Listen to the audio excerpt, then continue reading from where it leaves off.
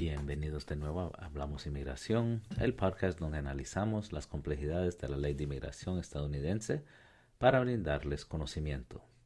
Soy su presentador, Jorge Sevilla, abogado de inmigración y dueño de Sevilla Law aquí en la Florida, y hoy queremos hablar sobre el cambio significativo en la detención migratoria que tiene profundas implicaciones para las personas y familias de todo el país. Nos adentraremos en la reciente decisión histórica de la Junta de Apelaciones de Inmigración, el BIA, Matter of Cooley, emitida el 15 de mayo de este año. Esta decisión ya está repercutiendo en el panorama legal y es algo que todo inmigrante y sus seres queridos deben de comprender. Históricamente, la distinción entre quién estaba sujeto a detención obligatoria y quién podría solicitar libertad bajo fianza era relativamente clara. Si alguien era detenido en un puerto de entrada sin la documentación adecuada, normalmente se le consideraba un solicitante de admisión según la sección 235B de la Acta de Inmigración y Nacionalidad estadounidense y se enfrentaba en detención obligatoria. Esto significaba que un juez de inmigración no podía concederle la libertad bajo fianza. Por otro lado, las personas que ingresaban sin inspección y posteriormente eran detenidas en los Estados Unidos a menudo tenían la oportunidad de una audiencia de fianza según la sección 236A de la INA, donde un juez de inmigración tenía discreción para fijar la fianza basándose en factores como el riesgo de fuga y la seguridad de la comunidad.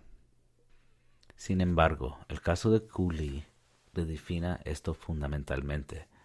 El BIA lo ha dejado inequívocamente claro.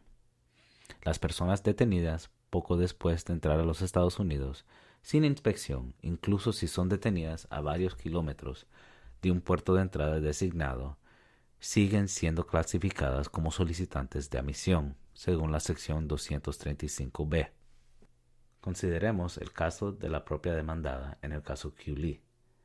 Fue detenida aproximadamente a 8 kilómetros de un puerto de entrada, pero el BIA dictaminó que seguía siendo solicitante de admisión. Esta clasificación la somete automáticamente a detención obligatoria, privando a los jueces de inmigración de su autoridad para fijar fianzas, incluso si inicialmente se le concedió la libertad condicional, como la señora Lee. Su estado de detención vuelve a ser obligatorio al finalizar la libertad condicional. Las implicaciones de esta decisión no solo son significativas, sino también profundamente preocupantes. En primer lugar, este fallo amplía enormemente la detención obligatoria. Ahora captura a muchas personas que ingresaron sin inspección y que anteriormente se consideraban elegibles para fianza, incluyendo a quienes podrían haber recorrido distancias considerables después de cruzar la frontera antes de ser aprehendidas.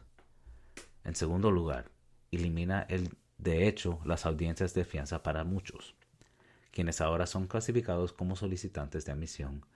Se enfrentan a la cruda realidad de perder potencialmente cualquier oportunidad de solicitar la libertad bajo fianza ante un juez de inmigración. Esto puede llevar una detención prolongada e incluso indefinida, mientras sus casos de inmigración avanzan lentamente en el sistema independientemente de su falta de antecedentes penales, fuertes vínculos comunitarios o incluso una justificación convincente para la exención de la deportación. En tercer lugar, esto otorga un poder inmenso y a menudo opaco a la libertad condicional del Departamento de Seguridad Nacional. Al despojar a los jueces de inmigración de su autoridad para fijar fianzas, la única vía de liberación para muchos será la libertad condicional discrecional del Departamento de Seguridad Nacional. Este proceso es notoriamente inconsistente y si el Departamento de Seguridad Nacional rescinde la libertad condicional, las personas son devueltas inmediatamente a detención obligatoria sin la posibilidad de revisión judicial. Finalmente, esta decisión es particularmente alarmante para nuestros solicitantes de la ley del ajuste cubano. Muchos ciudadanos cubanos que ingresaron sin inspección y fueron liberados bajo una I-220A se han basado en dicha liberación para su elegibilidad para el ajuste cubano. El caso de Cu Li refuerza sin libertad condicional formal bajo la sección 212 d 5A de la INA. Estas personas aún se clasifican como solicitantes de admisión. Esto significa que si son detenidos nuevamente, caen directamente dentro del marco de detención obligatoria de la sección 235b y se les niega la libertad bajo fianza, lo que complica su camino hacia la adaptación y potencialmente los somete a una detención prolongada. Entonces, ¿cuál es el camino que sigue? El BIA ya ha tomado su decisión. La autoridad máxima suele recaer en los tribunales federales, que actúan como mecanismos de control cruciales sobre las interpretaciones administrativas que afectan los derechos fundamentales. Ya estamos observando un aumento en las argumentaciones ante los tribunales federales, principalmente mediante peticiones de habeas corpus al amparo del título 28 del Código de los Estados Unidos, sección 2241. Esas peticiones permiten a las personas impugnar la legalidad de su detención. Prevemos varios tipos de oposiciones legales tras el caso de Cu Li. Primero, impugnaciones del debido proceso según la aplicación para la detención prolongada. Se argumenta que la detención indefinida sin una audiencia de fianza viola la Quinta Enmienda, especialmente para quienes no tienen antecedentes penales. Impugnaciones de la interpretación estatutaria al solicitante de admisión. Se cuestiona si la interpretación amplia del BIA es razonable según la ley del procedimiento administrativo, especialmente para personas o para quienes son detenidos lejos de la frontera inmediata. Impugnaciones a las prácticas arbitrarias de revocación de la libertad condicional. Si se exigen las protecciones del debido proceso cuando se revocan las libertades condicionales del Departamento de Seguridad Nacional. También hablamos de impugnaciones de la igualdad ante la ley. Se argumenta que las distinciones hechas por Cu Li crean calificaciones arbitrarias que violan la cláusula de igual protección de la Quinta Enmienda y potencialmente nuevas demandas colectivas para abordar problemas sistémicos. Para quienes se vean afectados por esta decisión, es fundamental buscar asesoría legal inmediata. Es fundamental comprender sus circunstancias específicas, los matices de su detención y identificar cualquier fundamento fáctico para impugnar la clasificación de solicitante de admisión.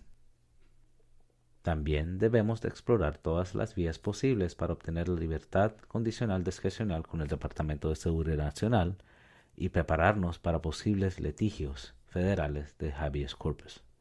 Como abogados de inmigración, mantenemos nuestro compromiso de abordar estas interpretaciones restrictivas, defender los derechos de nuestros clientes en los tribunales de inmigración y utilizar todas las vías disponibles en los tribunales federales para proteger el debido proceso y la equidad fundamental ante la expansión de estas políticas de detención obligatoria, la búsqueda de la justicia y la libertad continua. Si tiene preguntas sobre cómo la decisión de Cu Li afecta su caso particular o estatus inmigratorio, o un ser querido enfrenta un proceso de detención o deportación, no lo duden en comunicarse con nuestra oficina al 407-906-4622 o visite nuestro sitio web en el abogadolicenciadosevilla.com para programar una consulta confidencial. Estamos listos para ayudarle a navegar estos complejos cambios. Recuerde, este podcast proporciona información general y no sustituye la asesoría legal. Si tiene preguntas sobre su caso en específico, consulte con un abogado de inmigración con experiencia. Eso es todo por este episodio de Hablamos Inmigración. Gracias por sintonizarnos. Acompáñenos la próxima vez para obtener más actualizaciones esenciales y perspectivas sobre la ley de inmigración aquí en los Estados Unidos. Hasta la próxima. Manténgase informado y atento. Adiós.